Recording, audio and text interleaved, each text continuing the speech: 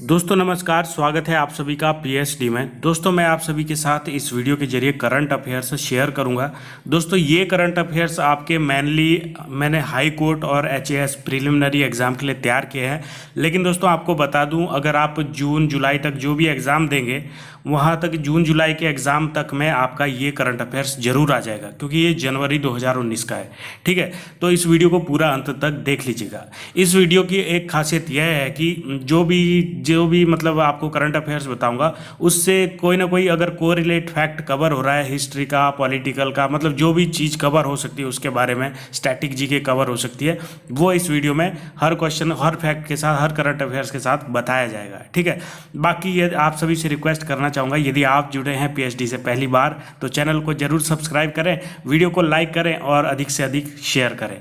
और जो HP high court का एग्ज़ाम देने वाले हैं 14 तारीख को, वो पीएचडी के इस यूट्यूब चैनल पर जो मॉक टेस्ट अपलोड किया गया है कंप्यूटर का, उसको जरूर अटेम्प्ट करें। और उसमें काफ़ी सारे 50 क्वेश्चन हैं, उससे कुछ ना कुछ आपको जरूर मिल जाएगा। ठीक है, तो चलिए बढ़ते हैं। दोस्तों इस फैक्ट से सवाल बन सकता है कि आंध्र प्रदेश उच्च न्यायालय के पहले मुख्य न्यायाधीश कौन नियुक्त हुए, या फिर ये भी सवाल पूछा जा सकता है कि आंध्र प्रदेश में स्थापित उच्च न्यायालय भारत का कौन सा उच्च न्यायालय है। तो दोस्तों सबसे पहले का जवाब यदि बताऊं तो प्रवीण कुमार आंध्र प्रदेश के पहले मुख्य न्यायाधीश हैं उच्च न्यायालय के। और दोस्तों अगर बात करें कि ये कौन सा उच्च न्यायालय है भारत का, तो ये है दोस्तों 25वां उच्च न्यायालय। तो दोस्तों आपको बता दें कि जो ये राष्ट्रपति रामनाथ कोविंद जी ने अनुच्छेद 223 के तहत इनकी नियुक्ति की थी प्रवीण कुमार जी की आंध्र प्रदेश उच्च न्यायालय में। दोस्तों आपको बता दें कि जो आंध्र प्रदेश की राजधानी है वो है अमरावती। इससे पहले हैदराबाद हुआ करती थी, जबकि विभाजन के बाद अब हैदराबाद तेलंगाना की राजधानी है। इसी तरह से दोस्तों अब जो हैदराबाद उच्च न्यायालय है, हैदराबाद उच्च न्यायालय का नाम अब बदल कर तेलंगाना उच्च न्यायालय रखा गया है। ठीक है, इस तरह का भी फैक्ट बन सकता है। और आपको एक फैक्ट और बता दूं इससे रिलेटेड, जो अमरावती है, जो आंध्र प्रदेश की राजधानी, नई राजधानी है, उसे जस्टिस सिटी भी कहा जाता है। ठीक है, तो चलिए बढ़ते हैं नेक्स्ट क्वेश्चन पर। दोस्तों इस फैक्ट से सवाल बन सकता है कि सौभाग्य योजना किस क्षेत्र से संबंधित है। तो दोस्तों सीधा सीधा जवाब आप दे सकते हैं कि ये हर घर बिजली पहुंचाने की एक योजना है। केंद्र सरकार ने प्रधानमंत्री सहज बिजली हर घर योजना, सौभाग्य योजना को लॉन्च किया था। इसका उद्देश्य दिसंबर 2018 तक देश में सभी घरों तक बिजली की सुविधा को पहुंचाना था। सामाजिक, आर्थिक व जातीय जनगणना 2011 के अनुसार चिन्हित परिवारों को निःशुल्क विद्युत कनेक्शन प्रदान किए जाते हैं, जबकि अन्य घर से 500 रुपये की फीस ली जाती है। इसका उद्देश्य ग्रामीण तथा शहरी क्षेत्रों में सभी घरों तक विद्युत कनेक्टिविटी सुनिश्चित करना है। ठीक है, तो चलिए बढ़ते हैं नेक्स्ट क्वेश्चन पर। दोस्तों इस फैक्ट से सवाल बन सकता है कि हाल ही में नालसा का कार्यकारी चेयरमैन से नियुक्त किया गया, या फिर ये भी सवाल बन सकता है कि नालसा है क्या, किस चीज़ से संबंधित है। तो दोस्तों सबसे पहले मैं आपको बता दूं नालसा की full form national legal services authority, इसकी फुल फॉर्म है भारतीय राष्ट्रीय कानूनी सेवा प्राधिकरण। तो दोस्तों इसके जो हाल ही में कार्यकारी एग्जीक्यूटिव चेयरमैन नियुक्त किए हैं उनका नाम है जस्टिस AK सिकरी। तो दोस्तों अगर हम नालसा की बात करें, संविधान के अनुच्छेद 39A में समाज के कमजोर तबकों के लिए निःशुल्क कानूनी सहायता की व्यवस्था है। इस प्रावधान को पूर्ण करने के लिए नालसा अस्तित्व में आया था। विवादों के मैत्रीपूर्ण समाधान के लिए नालसा लोक अदालतों का आयोजन करता है। नालसा का एक अन्य कार्य कानूनी साक्षरता तथा जागरूकता फैलाना भी है। भारत के मुख्य न्यायाधीश नालसा के पैटर्न इन चीफ के रूप में कार्य करते हैं, जबकि सर्वोच्च न्यायालय के सबसे वरिष्ठ न्यायाधीश इस प्राधिकरण के कार्यकारी अध्यक्ष होते हैं। ठीक है, तो चलिए बढ़ते हैं नेक्स्ट इंपॉर्टेंट फैक्ट पर। दोस्तों इस करंट अफेयर्स के फैक्ट से सवाल बन सकता है कि किस देश ने हाल ही में अंतर्राष्ट्रीय व्हेलिंग आयोग की सदस्यता छोड़ने का निर्णय लिया है। तो दोस्तों आपको बता दूं, ये व्हेलिंग मतलब जो व्हेल मछली है, ये उसका इंटरनेशनल व्हेलिंग कमीशन है। तो दोस्तों ये जो इंटरनेशनल व्हेलिंग कमीशन है, इसका जो कार्य है ये है जो व्हेल मछली है इसको संरक्षण देना है, क्योंकि इसकी जो प्रजाति है वे मतलब विलुप्त होती जा रही है। लेकिन दोस्तों इससे अपनी सदस्यता छोड़ने का निर्णय लिया। कारण इसका ये है कि जापान ने अंतर्राष्ट्रीय व्हेलिंग आयोग से वाणिज्यिक व्हेलिंग की अनुमति देने के लिए काफ़ी प्रयास किया। जापान ने अपनी पक्ष में कहा था कि व्हेल की अधिकतर प्रजातियां विलुप्त प्राय नहीं है जापान में खास तौर पे, तथा व्हेल का मांस भोजन के रूप में खाना जापानी संस्कृति का हिस्सा है। IWC बोले तो इंटरनेशनल व्हेलिंग कमीशन की सदस्यता छोड़ने के लिए जापान ने तर्क दिया है कि व्हेल का शिकार करना उनकी परंपरा का अभिन्न अंग है। व्हेल का शिकार छोड़ देने के कारण इस परंपरा को अगली पीढ़ी तक नहीं पहुंचाया जा सकेगा। इसके बाद जापान ने अंतर्राष्ट्रीय व्हेलिंग कमीशन की सदस्यता छोड़ी, परंतु अंतर्राष्ट्रीय व्हेलिंग कमीशन ने जापान के प्रस्ताव को स्वीकार नहीं किया। इससे पहले आइसलैंड और नॉर्वे ने भी IWC द्वारा वाणिज्यिक व्हेल शिकार के प्रतिबंध की अवहेलना की थी। तो चलिए बढ़ते हैं नेक्स्ट इंपॉर्टेंट फैक्ट पर। दोस्तों, इस फैक्ट से सवाल बन सकता है कि हाल ही में किन दो देशों ने यूनेस्को की सदस्यता छोड़ी है। तो दोस्तों, इसका जो राइट आंसर हो जाएगा वो हो जाएगा अमेरिका और इजराइल ने। ठीक है, अमेरिका और इजराइल ने भेदभाव का आरोप लगाते हुए यूनेस्को की सदस्यता छोड़ दी है। दोनों देशों ने अक्टूबर 2017 में यूनेस्को की सदस्यता छोड़ने की घोषणा की थी। दोनों देशों ने यूनेस्को पर इजराइल विरोधी होने का आरोप लगाया। अमेरिका द्वारा यूनेस्को की सदस्यता छोड़ने के कारण यूनेस्को की फंडिंग पर काफ़ी प्रभाव पड़ेगा। यूनेस्को की कुल फंडिंग का 5वां हिस्सा अमेरिका द्वारा दिया जाता है। दोस्तों, अगर हम बात करें यूनेस्को की तो संयुक्त राष्ट्र शैक्षिक, वैज्ञानिक और सांस्कृतिक संगठन इसका पूरा नाम है। यह संयुक्त राष्ट्र संगठन है जो दुनिया भर में ऐतिहासिक और सांस्कृतिक स्थलों को संरक्षित रखने में मदद करता है। यह फ्रांस में स्थित बहुराष्ट्र एजेंसी है जिसकी स्थापना वर्ष 1945 की गई थी। यह साक्षरता और यौन शिक्षा के साथ साथ दुनिया भर के देशों में लैंगिक समानता में सुधार को बढ़ावा देता है।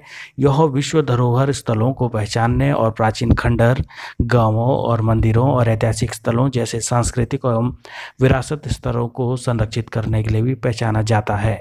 तो चलिए बढ़ते हैं अगले इंपॉर्टेंट फैक्ट पर।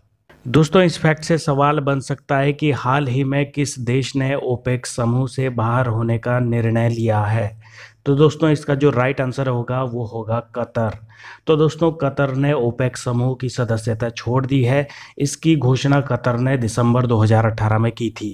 कतर ने अब प्राकृतिक गैस के उत्पादन पर बल देने का निर्णय लिया है। इस प्रकार कतर ओपेक की सदस्यता छोड़ने वाला पहला देश बन गया है। दोस्तों, अगर हम आपको ओपेक के बारे में बोले कि इसकी फुल फॉर्म क्या है, तो organisation of the petroleum exporting countries इसकी फुल फॉर्म है। दोस्तों, अगर कतर के बारे में थोड़ी सी और बात करें तो कतर 1961 से ओपेक का सदस्य रहा था। खाड़ी राजनीति में उथल पुथल के कारण कतर ने यह निर्णय लिया। पिछले कुछ समय से कतर को सऊदी अरब जैसे अन्य खाड़ी देशों के बहिष्कार का सामना करना पड़ा था। कतर में विश्व का सबसे बड़ा तरल प्राकृतिक गैस उत्पादक है, मतलब कंप्रेस्ड नेचुरल गैस का सबसे बड़ा उत्पादक है दुनिया का। ठीक है, यह विश्व का 17वां सबसे बड़ा कच्चा तेल उत्पादक है। कतर के पास विश्व के कुल तेल भंडार का 2% हिस्सा है। तो दोस्तों, अगर हम ओपेक की बात करें, ओपेक एक अंतर सरकारी संगठन है। इसमें 15 तेल निर्यातक देश शामिल है।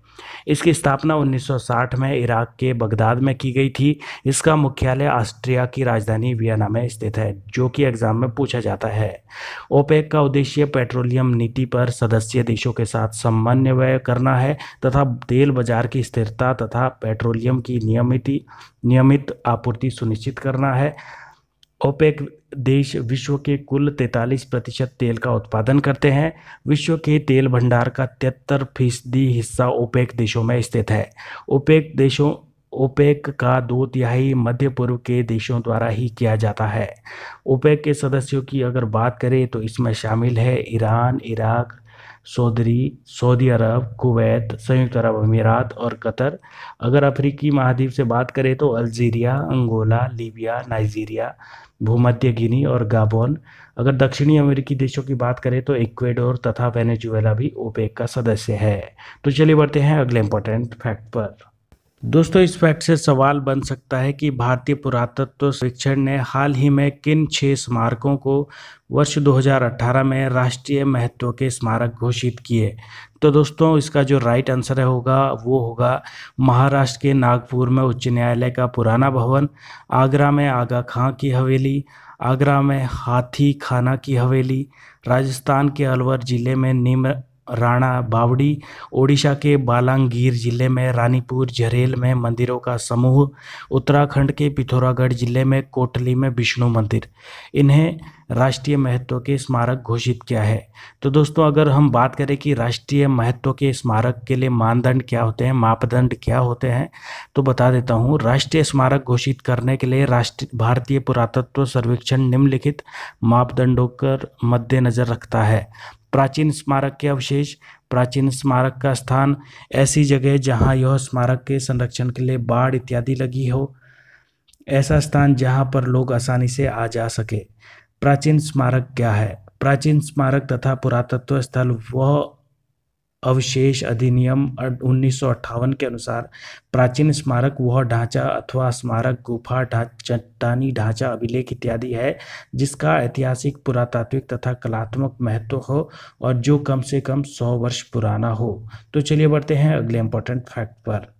दोस्तों इस फैक्ट से सवाल बन सकता है कि मकरविलक्कू उत्सव कौन से राज्य में मनाया जाता है। तो दोस्तों इसका जो राइट आंसर होगा वो होगा केरल।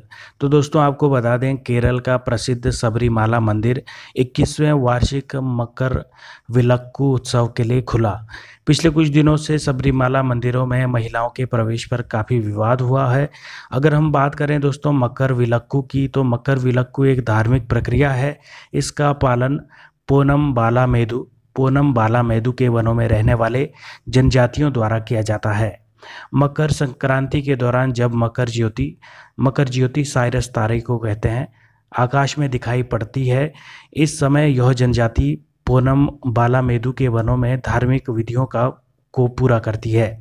इस दौरान इस जनजाति द्वारा एक बर्तन में घी और कपूर के साथ आरती उतारी जाती है तथा पोनम बालामेदु के मंदिर की मूर्ति की 3 बार परिक्रमा की जाती है।